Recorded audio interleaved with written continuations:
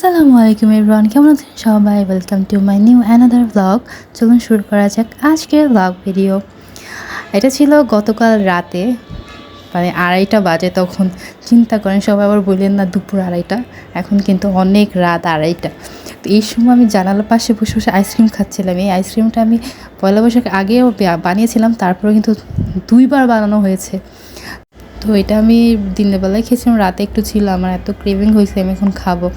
যাই হোক, কেক খাইতে মন চাইছিল, ফ্রিজ করে দেখি কেক, বাট এটা খাওয়া যাবে না, এটা কাস্টমারেরই কেক, তাই না? তো এটা না খাওয়াই ভালো। যাই হোক, পরদিন সকালবেলা উঠে পড়েছি আইসক্রিম নিয়ে। আবার দেখেন, মানে আইসক্রিমও এটাও বানিয়েছিলাম চকবার আইসক্রিম। তো এখন এগুলো মোল্ড আউট করছি, এটাও একটা খেয়ে নিব ভাবতেছি। একটা সকাল সকাল ফ্রেশ হয়ে আইসক্রিম নিয়ে বসছি, মানে আমি মিষ্টি জিনিসে এত বেশি পোকা। যাই হোক, তারপরে একটু হালকা নাস্তা বানিয়ে ফেললাম। ব্রেড ছিল, সাথে একটু ডিম দিয়ে ব্রেডগুলো ভেজে নিচ্ছিলাম। এটা খেতে কে কে পছন্দ করে? আমার মাঝে মধ্যে ভাল লাগে এরকমভাবে ঝটপট নাস্তা বানিয়ে নেওয়া যায়। যাই হোক, নাস্তা রেডি, এখন এই ঝটপট নাস্তা করে ফেলবো। তারপরে আমরা দুপুরে খাওয়া দাওয়া করে আজকে নিয়ে একটু ঘুরতে বের হয়েছি। কে কে চিনেন বলেন তো? বাবুল্যান্ড। তো বাবুল্যান্ডে আমরা চলে আসছি। এখন এখানে সব টিকিট কেটে এখন আমরা ভিতরে এন্ট্রি নিব। আরিশ দুপুরবেলা ঘুমিয়েছিল, তো ওকে ঘুম থেকে উঠেই সাথে সাথে নিয়ে আসছি। তারপর আমরা এন্ট্রি নিয়ে ফেললাম। এইখানে এই ব্রাঞ্চে এইটা ইউনিক, মানে এখানে একটা হসপিটাল, তারপর হচ্ছে পুলিশ স্টেশন, এগুলা জোনগুলো ইউনিক ছিল এখানে।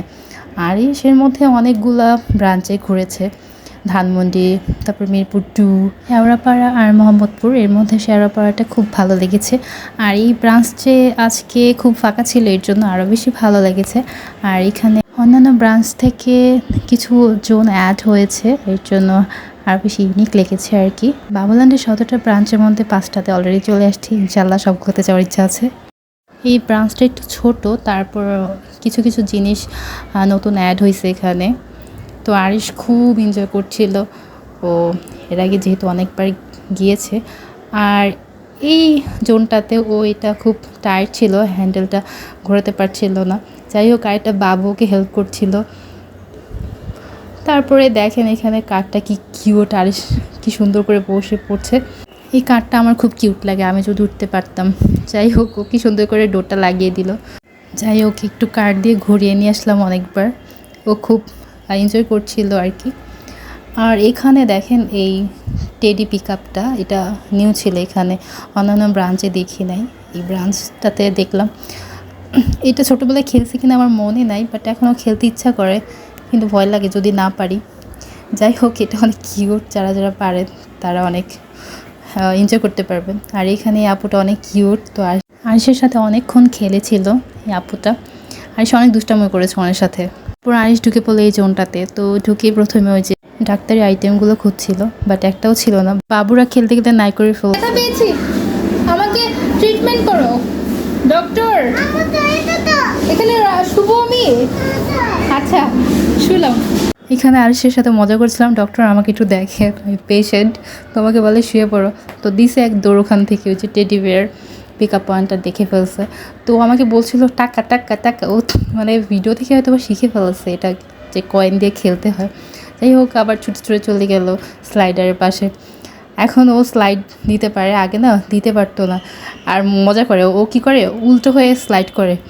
তারপরে চলে গেলাম ওই যে ডান্স জোনে, এখানে ডান্স করা বাচ্চাদের, বাট ও করবে না, ও চলে আসছে ওখান থেকে।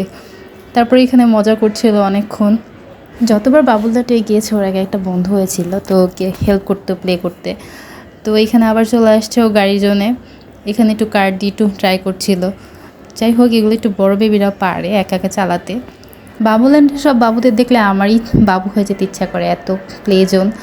যাই হোক, এই স্লাইডার এত বেশি এনজয় করেছে আরিশ, 1/2 hour এখানেই পার করে দিছিল। বারবার উঠছিল, তো আবার স্লাইড করছিল। আর এই ছোট্ট মেয়ে বাবুটা আরিশের সাথে অনেক মজা করছিল, ওকে শুধু বলছিল এই ভাই এই ভাই। আরিশ তো খুব মজা পেয়েছে। যাই হোক, ভিডিও এ পর্যন্ত, সবাইকে আল্লাহ হাফেজ, সবাই ভালো থাকবেন।